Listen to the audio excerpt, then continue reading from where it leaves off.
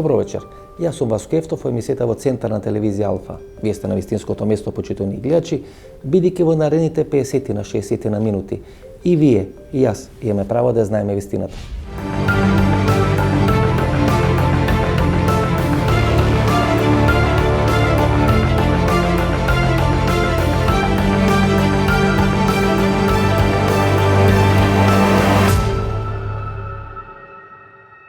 Некој да рече дека ние сабајлето се пробудивме и видовме дека има групи кои во Рачиново, од Рачиново пукаат према градот или не знам што прават, ја лага. Тоа се знаеше. И тоа се правеше барем во период од околу 2 недели.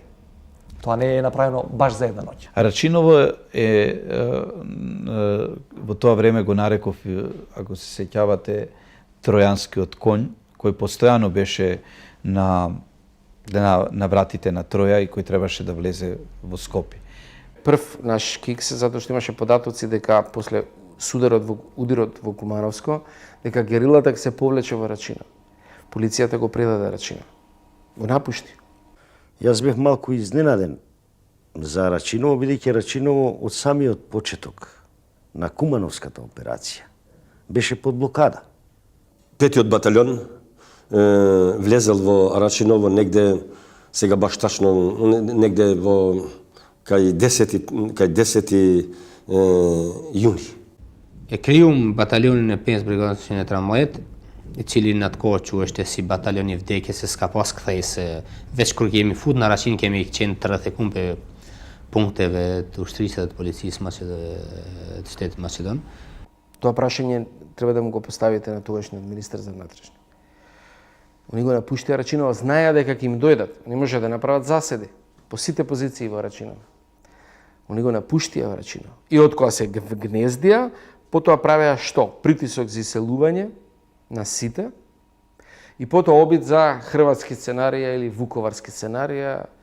Во Рачиново сите тие разбиени групи од Кумановска, од тоа е 113-та бригада, што јас знам како е вика, на некој начин се извлекоа, се повлекоа во Рачиново и почна да претат дека ќе извршат напад на аеродромот.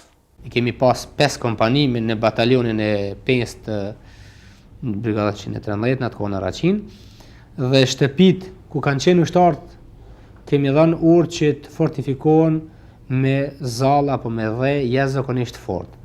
Како пратеник од таа средина имав обврска да воспоставам контакт со првите луѓе во Рачиново од ОНА, односно УЧК. Po kur kemi filluar kemi qenë në afër diku në 94 ushtar. Ata mora да признаеме дека беа само 64 луѓе. И јас уште тогаш си размислував во себе како може во Рачиново да се инсталираат единици на УЧК, а се околу Рачиново е чисто, голо, како што знаеме. Рачиново беше нашата политичка точка од кај можевме да ги принудиме, да ја принудиме другата страна да седе на преговорачка маса. И тука се прави еден воен притисок со инфилтрација во Рачиново и закана за Скопје, за да се свести македонското раководство. И мислам дека тоа е благонаклоно испланирано и не случајно таму имало 13 или 17 американски експерти.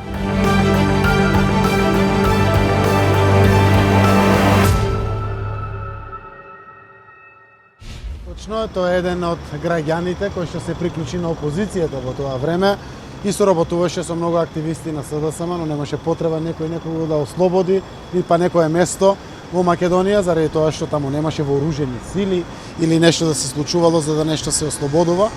Тој е граѓанин на Република Македонија во делот на севкупната ресоциализација или консолидација во нашето општество и во врска со концептот едно општество за сите, Јас не ги делам граѓаните во Македонија, апсолутно верувам дека секој може да биде ангажиран, да биде соработник, некаде советник, некаде директно вработен во јавните институции, ако некаде може да даде прилог и да помогне. И така како господин Чекири може да помогне, посебно во градењето на концептот едно општество за сите, работи за плата која што верувам дека ќе овозможи да го гледа неговото многу чедно семејство. Тоа се наши граѓани на Република Македонија, а овде го има и значајниот социјален аспект. Секако никој пат не сум гледал на работите на очарите на поделбата или нешто кое што значи разноличности во Македонија кои што треба да ги доведат институциите во незгодност на давањето на своите одговори. Јас жалам што се задоцнало неколку дена со одговорот са бајлето, веднаш со доаѓањето на работа реков веднаш да одговорите не повикуваат, немаме одговор даден на ова прашање и денеска знам дека се одговори од владата, јас сум тука во судот, но верувам дека се одговори од страна на владата. Јас сум човек кој што нема предрасуди. Повикувам да немаме никој од нас предрасуди. Човекот има многу деца. Јас верувам дека човекот може да помогне доколку се појават одредени екстремистички или радикални групи на територијата каде што живее, каде што го познава теренот, каде што работи или слично. Тој знам дека поголем дел од времето го поминува во Томушевци, но го поминува и во главниот град Скопје. Тој знам дека познава и луѓе и структури кои што со неговото соработување со владата може да биде од помош на владата, а преку тоа честно да заработи лепче за своето семејство. Немам предрасуди од секој ваков аспект. Кога најдовме можност каде можеме да соработуваме, воопшто не се двоумев дали да ангажирам еден ваков соработник. Dhe shqiptarët definitivisht do të mendohen dy gjëra i kanë. Ot përgatiten një luftë kanë pas shumë arsye për me kap armët më mbrojtën, pesunë në Macedone, ose të durojnë aq shumë derisa t'i shpërngulin këtë shqiptarët nga Macedonia, të shkojnë në Kosovë, në Shqipëri, gjithkund tjetër. Edhe më mirë është të fillojnë të mendojnë sot për një plan, për një projekt që kërkohet nga Mitsotakis edhe Ali Ahmeti, edhe partive tjera shqiptare. Mendimi jam nëse më pyet kush është mirë me fillu me mendon aty me formu institucione paralele si në Kosovë, kur i kanë formuar në kohën e Milloshit, dhe na bie mirë më mirë të bashkohemi me Shqipërinë se sa me këto që po na sonë për çdo ditë. И човек тука си го поставува прашањето или клучното прашање: има ли крај на сите овие македонски понижувања? Што помисливте прво кога слушнавте дека Хоџа е советник на премиерот Зоран Заев? Не знам што да ви кажам. Првата мисла беше дека правниот систем не функционира повторно. Ама мирно спиевте сигурно. Бидејќи советник за внатрешна безбедност. Обично мирно кога слушнавте дека советник за внатрешна безбедност, мислам дека мирно спиевте и дека поголем дел од македонските граѓани си легна и спие ко бебенце, што би рекол Бубокаров. Најверојатно, ја за себе можам да кажам, ја обично мирно спијам затоа што чиста ми е совеста, а не сум размислил уопште за Хоџа, нити мислам на него пред спиење. Но она што сакам да ви го кажам, дека правниот систем не функционира, затоа и доаѓаме во вакви ситуации. Затоа што ние никогаш во изминативиот период од 20-25 години не ги расчистивме сите сомневања и само ги стававме проблемите под килим. И се ги излегуваат. Господин Зонко, ово правно би го дефинирале или би го дефинирале емотивно, политички, бидејќи символ на најголемо понижување на македонците изминатите 27 години е Рачиново. Тоа што ние не успеавме да победиме во Рачиново. Тоа го определи текот на војната 2001 година. Символ на Рачиново е командантот Хоџа. И ако ние и после 15, 16, 17 години толку тешко говориме тоа понижување со Рачиново, сега повторно после 17 години нас не се сервира понижување од Рачиново. И човекот кој требаше да ги гранатира државните институции на Република Македонија, тоа е собранието, тоа е владата, сега на црвен тепих ќе се врати во владата. Тоа е трагичниот дел каде што сега ако погледнете правно, нормално ова е и политичко прашање, перцепцијата на дел од јавноста е дека едноставно ова е понижување, она што кажувате и вие. Капитулирам дел од јавноста го брани. Овој став зависно кој каде припаѓа и како ги гледа работите. Но она што е навистина проблем, каде што не можеме да се исчистиме веќе, е затоа што правниот систем не функционира. Тој човек не е осудуван и има правна можност да биде поставен и да му биде достапно секој работно место. Ние имаме човек кој што е осуден и е пратеник. И тоа за пред меѓународниот суд. очигледно дека овде правната држава и моралните норми и не функционираат како што треба. Видите, има ли поголемо понижување за македонците од Хоџа да биде во советник на владата? Знаете, Има ли крај? Има ли крај на понижувањето на македонците? Ние во изминатите 12 месеци сме перманентно под теретот на понижување. Понижување у преговори со Бугарија, понижување у преговори со Грција, понижување со Тиранска платформа, понижување со Хоџа. Мислам дека едноставно нашиот трбет, нашата кичма не можат да издржат повеќе понижувања. Може би се лажам, бидејќи времето покажува дека како доаѓа секое следно понижување, ние можеме и тоа да го издржиме. Ајде вака, најверојатно секојаш постои поголемо понижување. Зар не ви е вас понижување дека двојни аршини владеат во Република Македонија и дека зависно на која партија и припаѓате, или ако и припаѓате на една партија, законите не важат или помалку важат за вас? Овде не е работа на закони. Не, ама тоа е суштината. Овде е работа на чувство. Истото е чувство, на мнозинскиот дел. Ама замислите на македонскиот народ. Не разбирам. Значи, ова држава се вика Република Македонија. Се вика Република Македонија, бидејќи македонскиот народ е титулар во моментот на државноста. Знаете како политички ги гледате работите, јас не сум експерт за политика, јас сум за право. Да, но вие сте и колумнист. Така е, значи вие дебатирате за сите обществени процеси во Република Македонија. Кај го гледам проблемот? Проблемот го гледам затоа што правната држава не функционира. Вие викате мнозинскиот македонски народ. Мнозинствиот македонски народ истото. Да бевте вие премиер. Ќе оставите ли советник? Командант Тоа ќе размислам да бе премиер. Не, немаше да го оставите. Немаше да го оставите. Знаете, некој човек може да донесе одлука и да се согласува. Едноставно да сака да ја почитува својата одлука. Дали ја ќе го решев или не, сигурно дека немаше да си ставам трн во здрава нога. Господине Давидович, тоа е кога ја би бил премиер, а не се.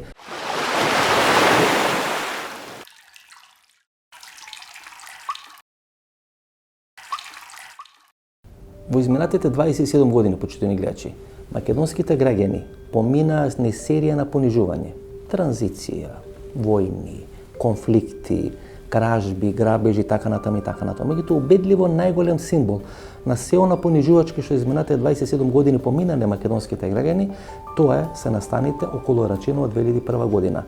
Тоа што македонската полиција и македонската војска не победила во Рачиново или не е било дозволено да победи во Рачиново е најголемиот срам и најголемото понижување кој македонските граѓани го помина изминатите 27 години. И тука не застануваат македонските власти, туку денес човекот кој е символ на тоа што се случуваше во Рачиново, тој командантот Хоџа, на црвен тепих го внесува во македонската влада. И повторно велам, има ли крај на сите тие македонски понижувања? И што е суштината на Рачиново? Победивме, а не спречија до крај тоа да го направиме, или бевме немокни да влеземе, бидејќи има мноштво на приказни. За Рачиново зборувам. Вие бевте дел од, ајде да речеме, луѓето кои најмногу знаат за Рачиново. Што де факто се случуваше во Рачиново? А Рачиново ни даде одврзани раце. Значи ни даваат одврзани? Значи, после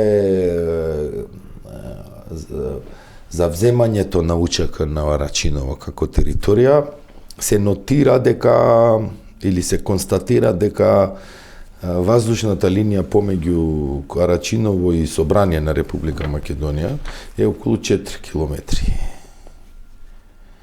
А дејствувањето на 120 милиметарски минофрлачки оган е околу 4,5 километри. Значи, слободно може да се гаѓат институциите.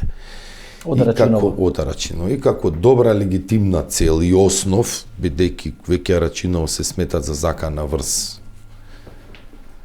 државата и институциите на државата, значи не се работи за Липково кое што е нели километри, него веќе во предворието условно на државата.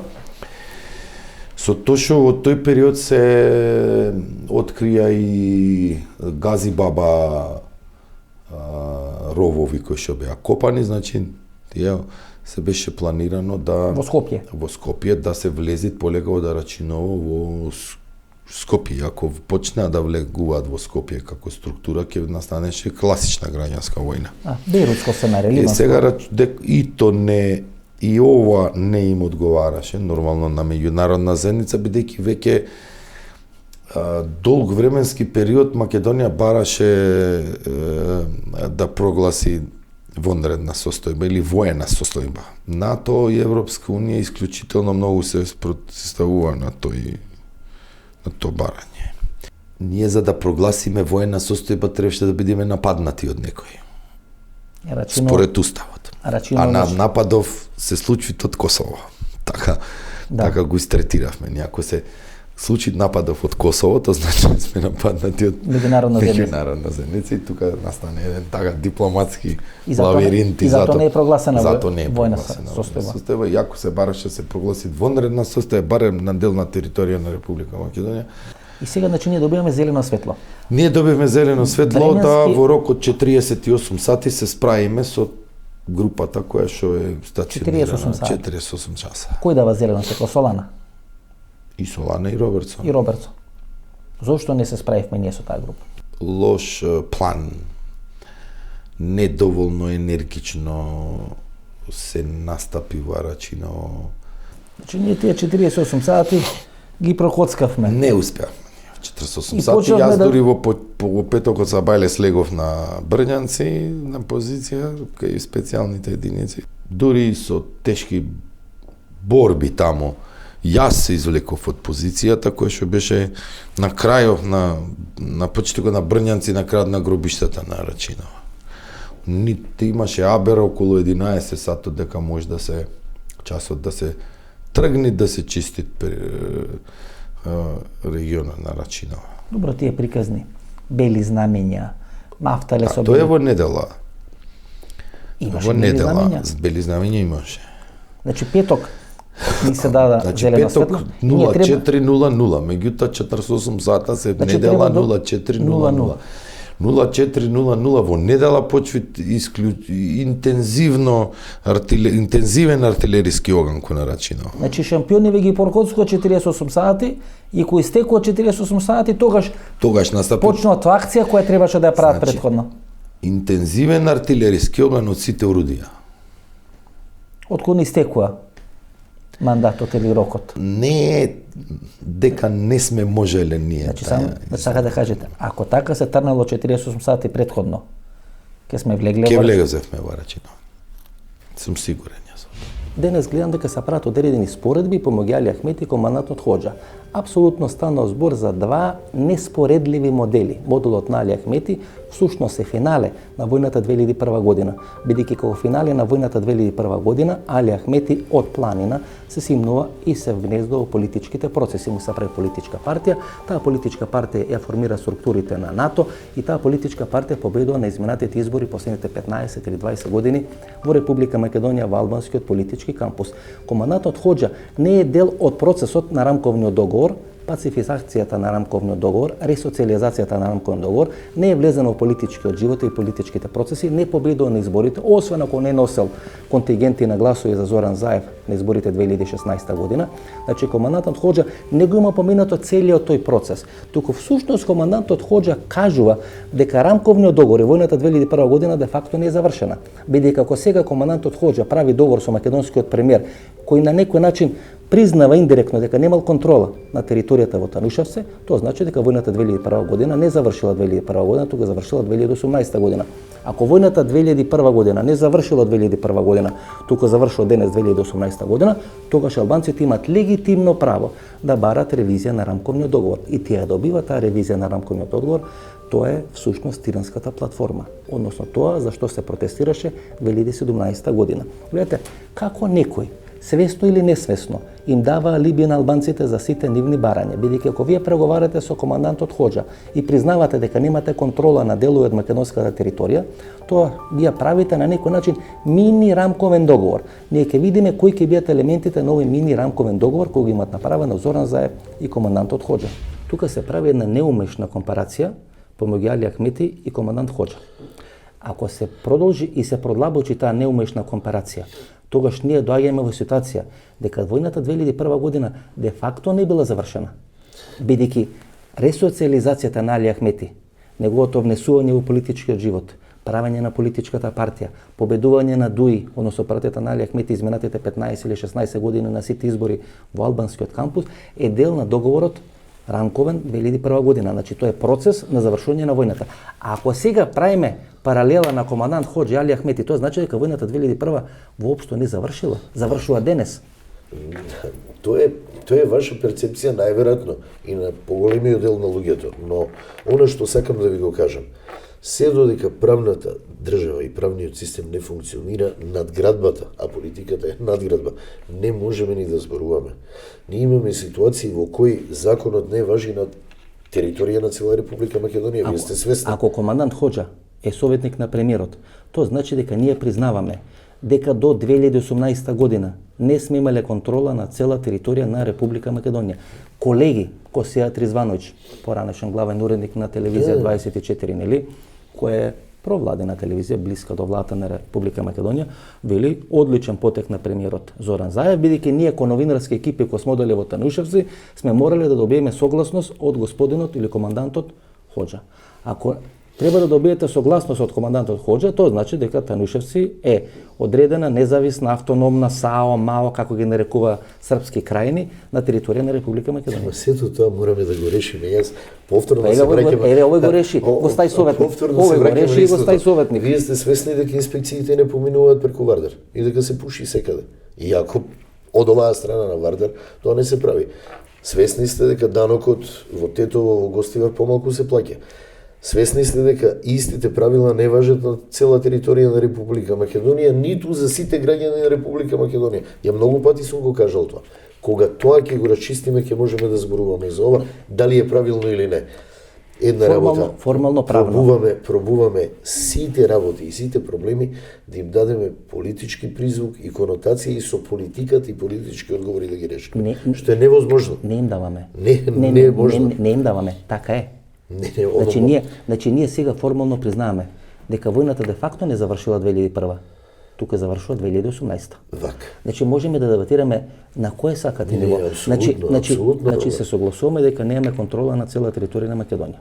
Значи околу една работа согласуваме. Законот не важи на цела територија на Република Македонија. Ако законот не важи, значи немаме ефективна власт на цела територија на Република Македонија. Значи немаме ефективна власт врз Танушевци. Значи, ако немаме ефективна власт врз Танушевци, а тамо почна војната, фактички 2001 година, значи тамо и завршува војната 2001.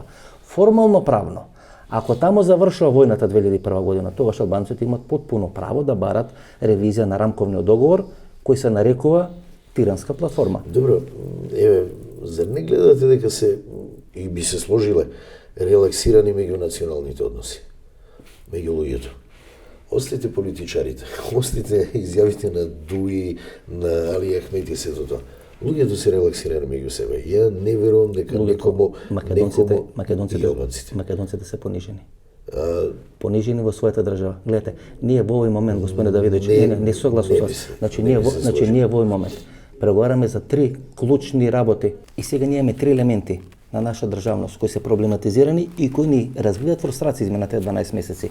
Преговори за Бугарија околу нашата историја, преговори со Грција околу нашиот идентитет и нашето признавање со ова што се случи со командант Хоџа дека немаме контрола врз цела територија на Република Македонија. Тоа е есенција на државност на една држава. Зашто? Знаете што е интересно? Да слушам и прашање на агол на гледање и на перцепција. Зборувате за оспорување на историјата од страна на бугарите. Имавте влада која оспори македонската историја. И сега бугарите ги взимаме као нешто што ја нарушува нашата државност. Па партијата која беше на власт ја наруши историјата на Република Македонија. Македонската влада прифати дека ние сме нација која настаната и нема своја историја до 44 година. Тоа е договорот со Бугарија. Тоа е есенцијата. Значи тоа не се криви бугарите, криве македонската влада. Владата на Република Македонија, тоа и ви го кажувам, не се криви бугарите. Ние немаме надворешни проблеми, имаме внатрешни проблеми. Изградивме барок. Некаде каде што никош не постоел барок. Па затоа овој советник за внатрешни проблеми, за внатрешен да ви кажам, тероризам. Дека тука е проблемот, немаме ние проблем надвор. Немаме ние други проблеми, проблеми со правниот систем и политичкиот систем. Имаме морални проблеми. Проблеми со моралот каде што не се знае, моралните вредности се свртени наопаку.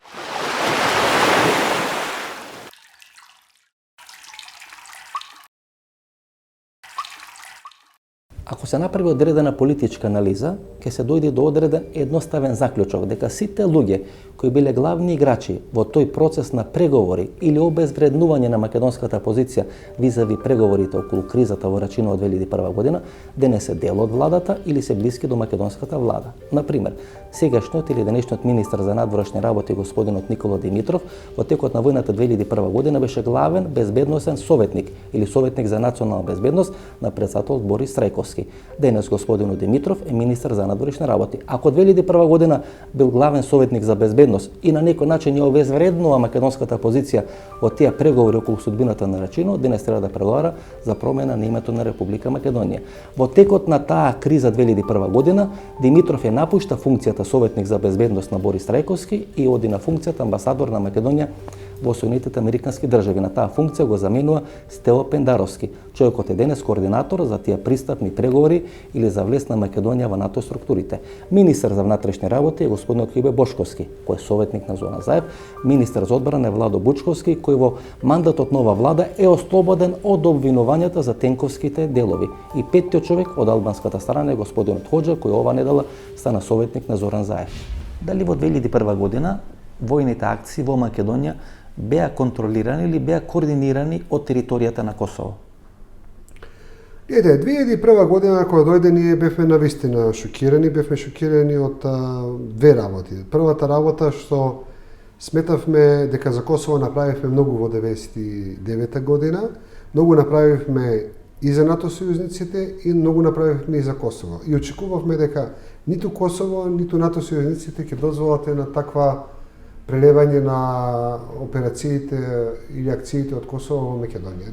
Значи, многу конкретен ќе бидам. Да, сите операции во кризата 2001 година беа координирани и очигледно командувани и спроведувани од територијата на Косово. Дали имавте некои оперативни сознања дека можеби официри од базата Бонстил, која беше изградена на територијата на Косово после 1999 година, учествувале во координацијата на сите тие акции на албанските воени формации на територија на Македонија? Па, за други конкретни информации не можам да ви кажам, освен за нешто што беше многу карактеристично. Тоа беше нападот на Рачиново, практично тоа е предградието на Скопје, каде што едноставно според некои фотографии кои излега од Рачиново, јас можам да кажам дека тоа не беа фотографии од наши служби, тие беа фотографии кои некои дополнителни странски службени ги пратија нам. Очигледно во Рачиново не беа само албанци, туку имаше разни типови на платеници. И нормално во тој случај, големата загриженост на НАТО земјите во тој момент, кога беа обколени тие сили во Рачиново, да бидат извадени по секоја цена. Значи, нивното извикување со автобуси на НАТО, нивното преселување на Косово. Таа беше така најкарактеристична операција кај што некои сумнителни структури за нас беа фатени на лице место, на лице, сумнителни или веќе може да се дефинира дека и не биле толку сумнителни, туку биле структури, можеби блиски на американците, кои биле фатени во Рачиново, бидејќи подосна притисокот на американците за нивно излекување со автобуси од Рачиново беше пресилен за македонската влада и вие дозволивте да бидат со автобуси извлечени. Не можеме да констатираме дали биле американци, можеби били и французи, можеби били и не знам и англичани, меѓутоа во секој случај тоа беа некои платеници. И таа беше многу сомнителна подршка, зашто тогаш имаше потреба од таква подршка и притисок врз македонската влада. Имате ли оперативни информации дека можеби од Бонстил се координирани тие акции, бидејќи Бонстил во тој момент беше во полна кондиција, имаше барем 7000 американски не можам да кажам специјалци. дека нашите служби обезбедиле оперативен податок дека нешто се координира од Бонстил.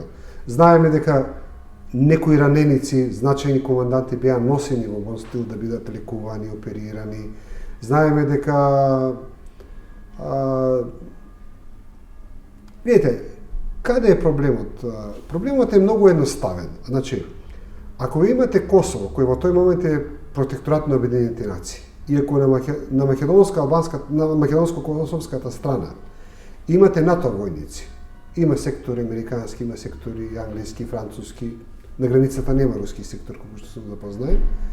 Значи, јасно е дека таа граница некој дозволувал да биде порозна, да биде, значи да се движат тие единици. И ако сакал да направи многу поголема нели брана, можел тоа многу лесно да го спроведе. Едноставно можел да ја блокира таа граница. Значи, јасно е дека НАТО алијансата очигледно не настапи цврсто во контекст на таа македонско-косовска криза, и политички, и конкретно, за жал ние во тоа време многу се сомневавме дека во многу им помагаат. И самите гледате, почитувани гледачи, како денес се атакува на 3 клучни постулати на македонската државност. Како прво, тоа е македонската историја, или кои сме ние македонците, или каква е нашата историја. И тој атак беше направен визави тој договор помеѓу Република Македонија, Република Бугарија, кој е потпишан помеѓу Бојко Борисов и Зоран Заев, тој се случува минатата година. Вториот постулат кој се атакува, или се атакува последните 27 години, тоа се тие преговори околу името на Република Македонија, односно прашањето на македонскиот идентитет. И третиот постулат, тоа е територијата на Република Македонија. Тој постулат беше атакуван 2001 година, кога е таа војна 2001 година од страната на ООН, АНА или НУЧК. Меѓутоа и денес 2018 година со приемот на господинот Хоџа како владен советник, македонската влада де факто признава дека немала ефективна контрола на цела територија на Република Македонија. Ако немала контрола, тогаш преговара со човекот кој има контрола на дел од македонската територија. И гледате, во еден ист временски период, значи во 12 месеци, Зоран Заев и владата на Зоран Заев атакува или ги крахира 3 клучни постулати на македонската државност. Русман Дедич, ако имаме ваков експерт, советник на премиерот, за тероризам, за внатрешни политички прашања или безбедност и така натаму, тоа значи дека ние имаме гаранција дека нема да ни се случи тероризам кој на 27 април минатата година. Бидејќи де факто тие биле терористи, што го направиле 27 април, а овие што пукале 2001 година се советници кои се борат против тероризмот во Република Македонија. На почетокот на разговорот, да беа тие луѓе осудени и да ги расчистевме тогаш работите. Сега ќе можевме да ги наречеме терористи. Они не се во врст за правниот систем, они се луѓе кои никош не се осудени, кои што се они се советници за борба против тероризмот, за консултации, за внатрешна стабилност. И сега оние никош не се осудувани. Така е. Достапна им е секоја функција. Командант Хоџа сега ни е нашиот правен систем. Командант Хоџа сега ни е главна гаранција дека нема да ни се случи тероризам кој на 27 април минатата година. Бидејќи Дурловски, Владо Јовановски и другите се терористи, а господинот командант Хоџа е борец против тероризма. Не, вака и тие луѓе не се обвинети за тероризам. Да почитуваме презумпцијата на невиност, затоа и ви кажувам, се додека ние зборуваме и покажуваме со прст често пати на многу луѓе. Не знам, еве командант Хоџа, проблеми, командант Соколи во Диво населје, но нема луѓе кои што се осудени за таа работа за да можеме да кажеме, видите, тој човек не може да биде на тоа место. Добро, Давидович, се подготвува ли терен со ова што се случи со командант Хоџа, да бидат амнестирани или да бидат ослободени сите во случајот Диво населје? Бидејќи суштината е следна.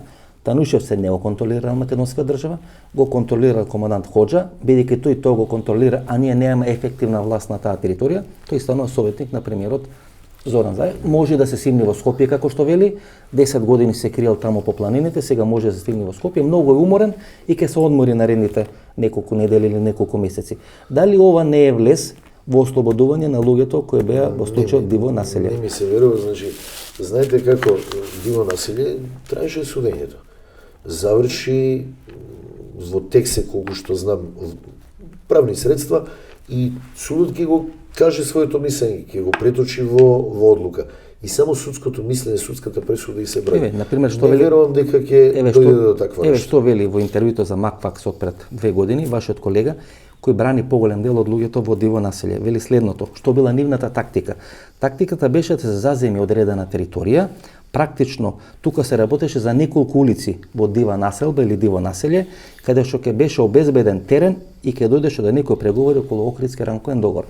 Значи да се заземат неколку улици во Диво населје, да се прогласи контрола врз тие неколку улици и врз база на тоа да се бара преговори со тогашната влада околу нов рамковен договор. Па што при командант Хоџа? има неколку улици во Танушевци и врз база на тие неколку улици преговарал со Зоран Заев и стана советник во владата на Република Македонија. А ако тој станал советник, што да не станат и овие? Дури дел од нив беа и у Сирија, уште поише од тероризам се разбират. Ја упорно ви кажувам и не можам поинаку да гледам на работите. Ако правната држава не функционира, ќе имаме вакви работи.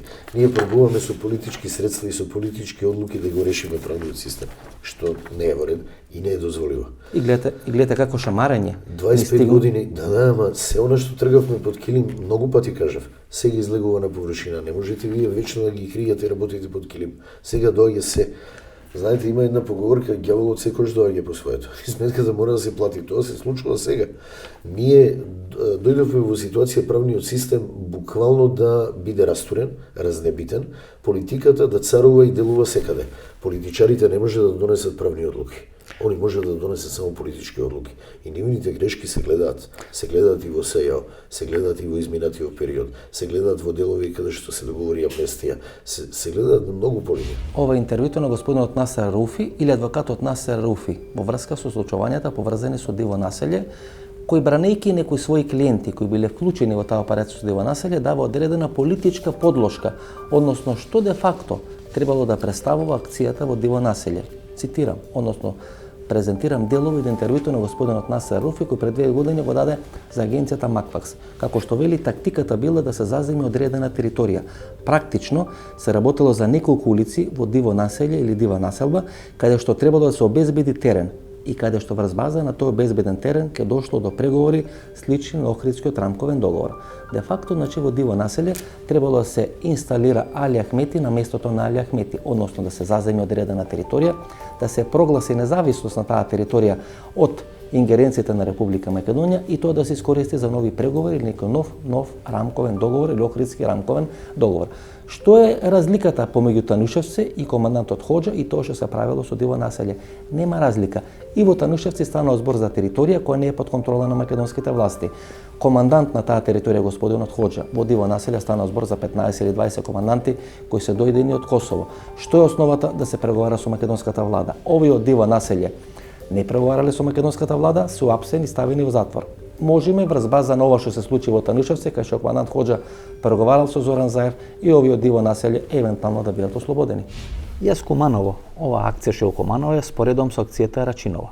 Иако во Рачиново тоа траеше повеќе денови и беше на таква кљакава акција, која на крај всушност придонесе да се дојде до еден рамковен договор, да се седни на зелена маса и да се договори тој рамковен договор, ова акција во Куманово која вие проблематизирате, која изрековте во јавноста одредени критики на адреса на таа акција, на луѓето кои спроведат акција, заврши експресно во рокот некаде 24 часа. Ако не беше таа акција, по мене мислам дека политичките процеси во Македонија кои да бидат сосема друг правец. Имавме некој нов Али Ахмети, некој нов херој на некоја војна во Македонија и имавме некој нов рамковен договор кој имаше многу поголеми барања и поголеми ингеренции ке бара одредени малцински групи од тоа што го бара 2001 година. Зошто според вас смета дека таа акција во Куманово е нарачана и е режирана? Значи, секојаш може да зборуваме врз основа што ни е достапна информација и врз основа на таа да правиме сериозна и издржана анализа. Сепак ова се јавни емисии, имаме јавна одговорност пред слушателите ваши и гледачите нормално. Значи, јас велам вака. Целта на една разузнавачка служба е пред се да прибира информации за заканите по државата, како што беше и ова ситуација, и да превенира. Значи, превенирањето е примарната дејност на секоја разузнавачка служба. Значи, тој момент ние овде го немавме во Куманово. Значи, групата веќе беше стационирана. Значи, такво инфилтрирање во една урбана средина... Што сакате да кажете? Дека е режирана таа акција? Не сакам да кажам, значи, зборувам предпоставено дека... алудирате дека е режирана, се извинувам. Не алудирам, апсолутно, него кажувам од науката за тероризмот, сето она што е напишано до денеска, значи, што представува неразјаснета околност.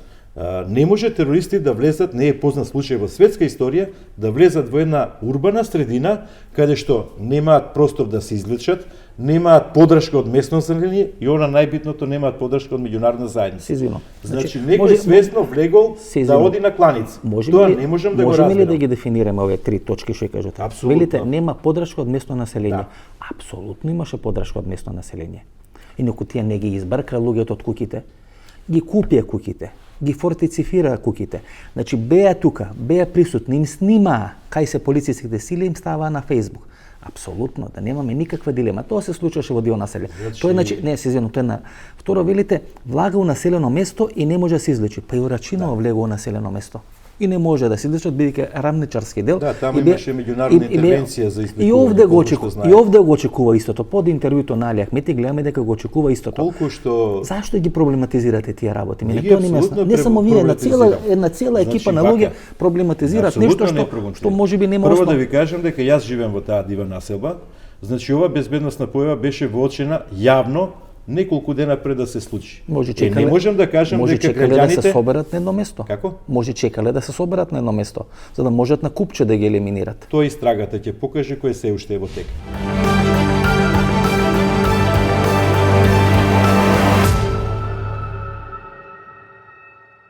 Unë nga gjithë kjo jam krenar që i kam pas shok,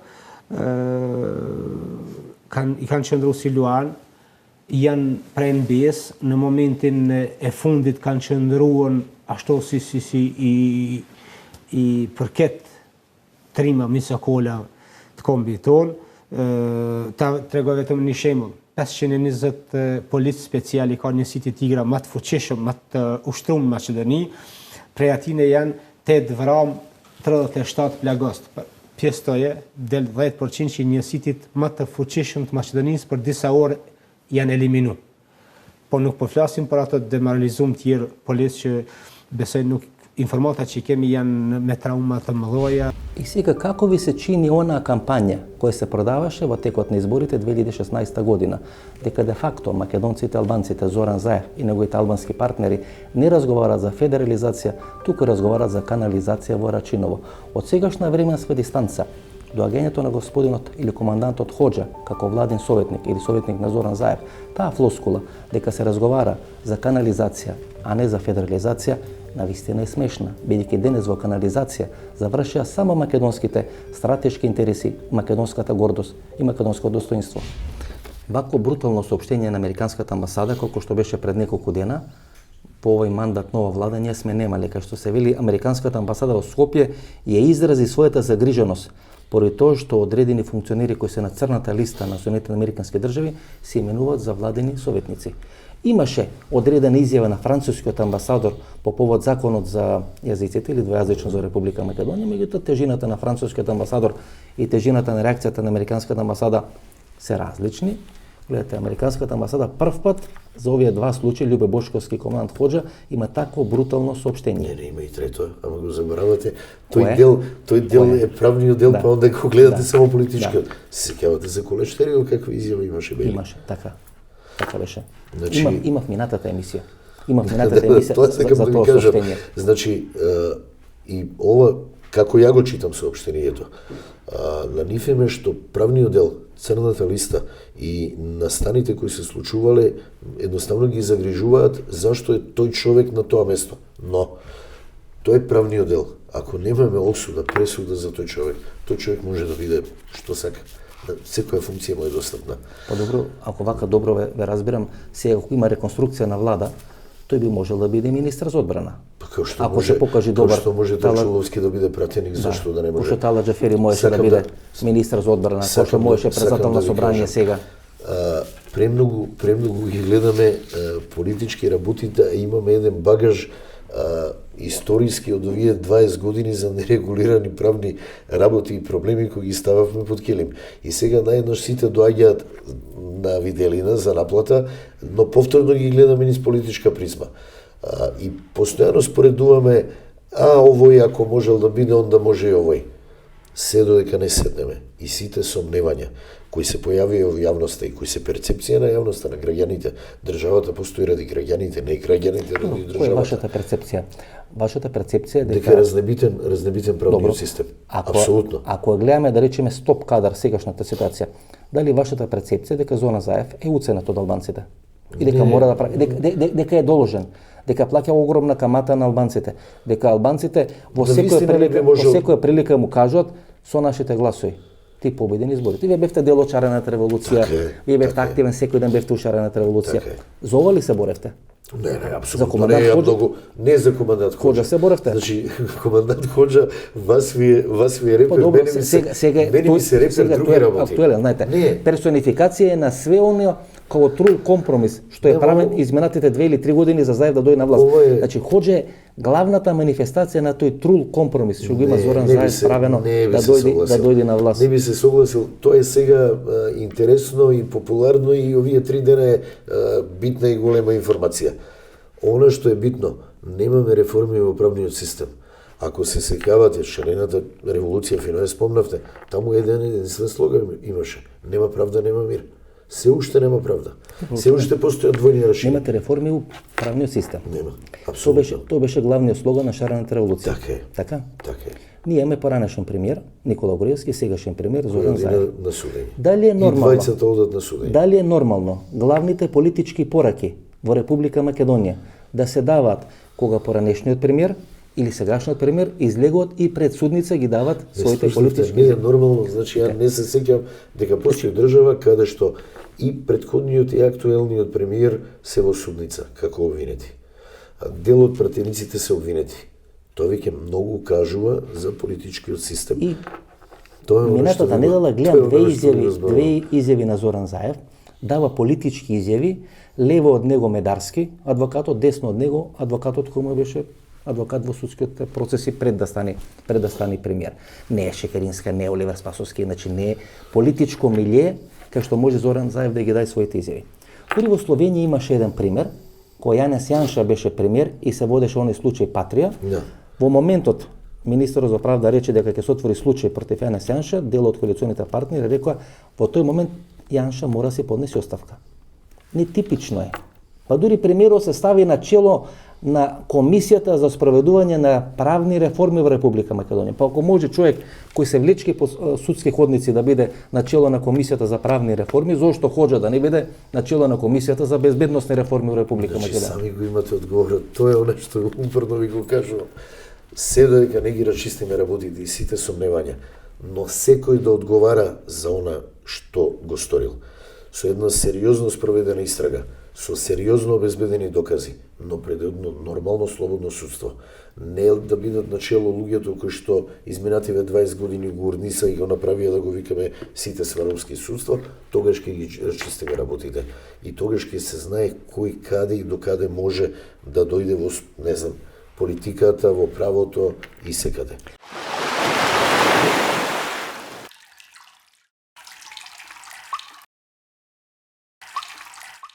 И повторно се враќам на клучното прашање. Дали промоцијата на командантот Ходжа по советник на Зоран Заев и советник во македонската влада не значи влез во одредена операција на амнестија, ослободување на сите осудени по случајот Диво населје.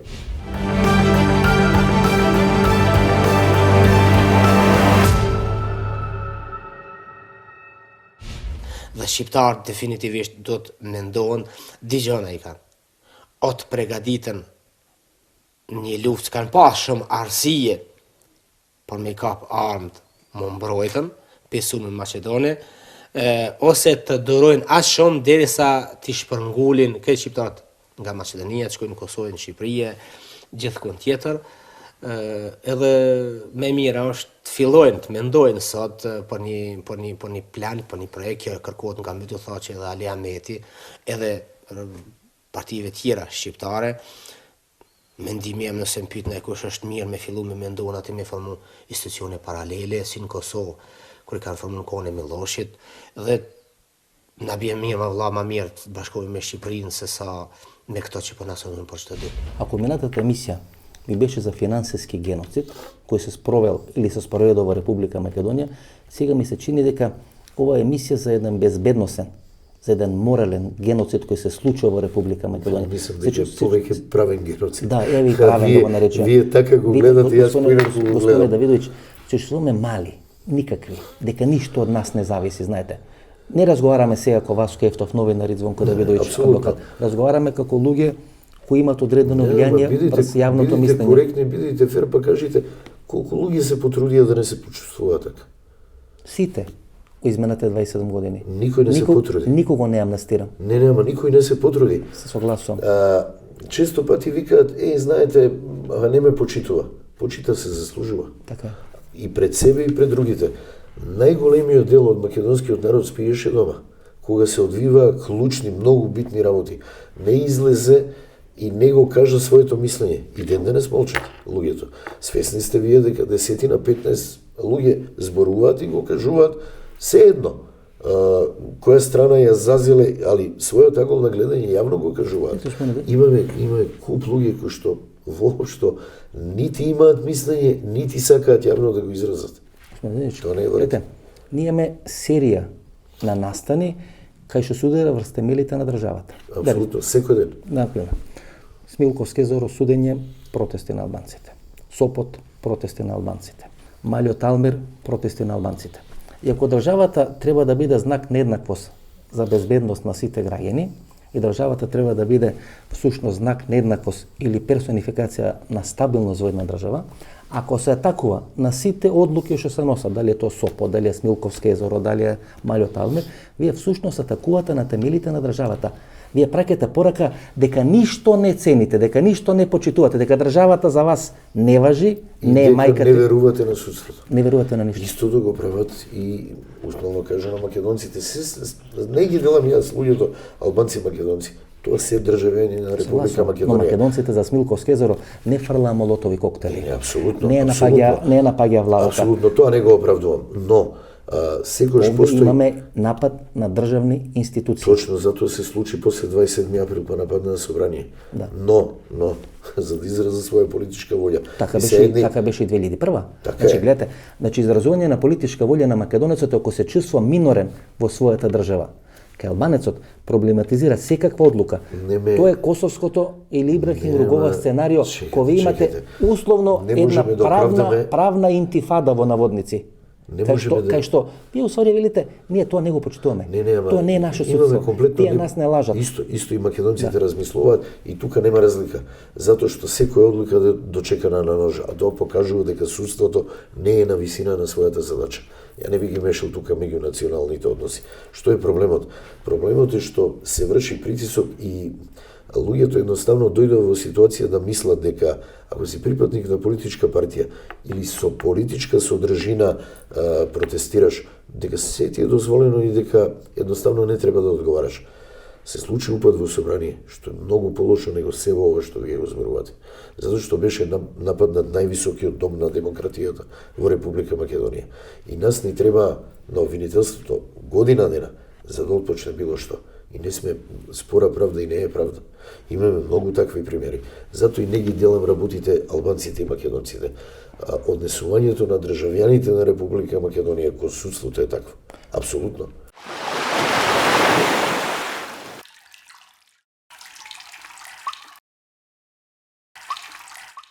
Господин Давидович, ако сте биле дел на шарена револуција и ако велите дека постулатите на шарената револуција не се исполнети, не се.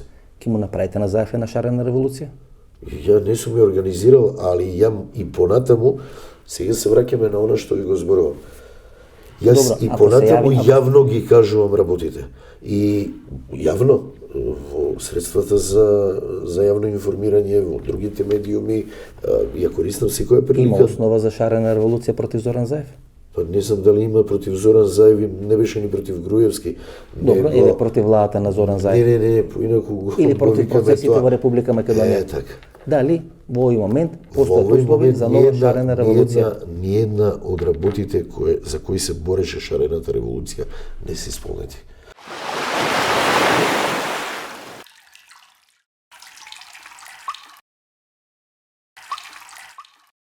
Врвот на светската медицина и во Македонија, патентиран во САД, студиски потврден на Penn State Универзитетот во Харвард, произведен во Германија. ЦХ од Гелита, Германија, за здрави коски, тетиви, лигаменти и менискус. Не секој алфа е и ЦХ. Барајте го оригиналот ЦХ, барајте стриктно од Гелита. Не секој алфа е и ЦХ. Избегнувајте фалсификати. Барајте оригиналната ЦХ.